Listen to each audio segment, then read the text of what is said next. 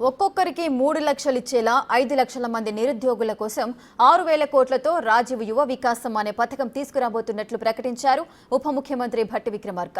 మార్చి 15 నుంచి ఈ స్కీమ్ ని అప్లై చేసుకోవడానికి అవకాశం ఏర్పడనుందని అన్నారు ఆయన. ఏప్రిల్ 5వ తేదీ వరకు దరఖాస్తు చేసుకోవచ్చని చెప్పారు.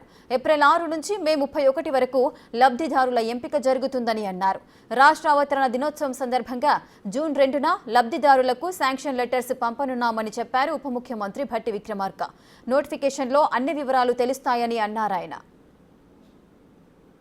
బీసీ మైనారిటీస్ కార్పొరేషన్ సంబంధించి కూడా అన్ఎంప్లాయిడ్ యూత్ కోసం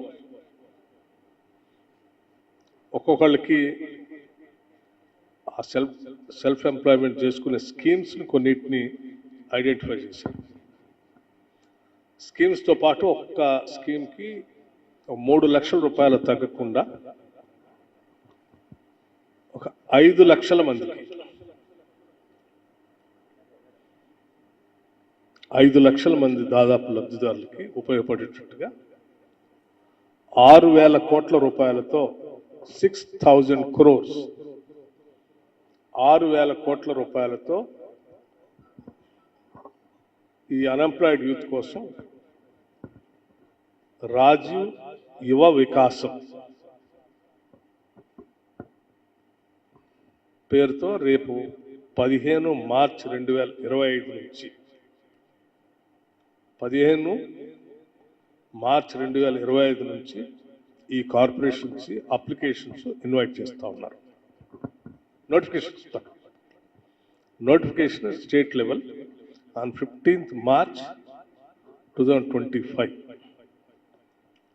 ఈ అన్ఎంప్లాయిడ్ యూత్ అంతా కూడా ఇచ్చినటువంటి నోటిఫికేషన్ ఆధారం చేసుకొని 15th March 2025 నుంచి 5th April 2025 వరకు, అంటే కనీసం 20 days వాళ్ళు అన్ఎంప్లాయిడ్ యూత్ అప్లికేషన్స్ అప్లై చేసుకోవడానికి సమయం వచ్చి సెలక్షన్ ఆఫ్ బెనిఫిషరీస్ని 6th April 2025 నుండి 31st May 2025 కల్లా కంప్లీట్ చేస్తారు. 31st May 2025కి కంప్లీట్ చేసి రాష్ట్ర వ్యాప్తంగా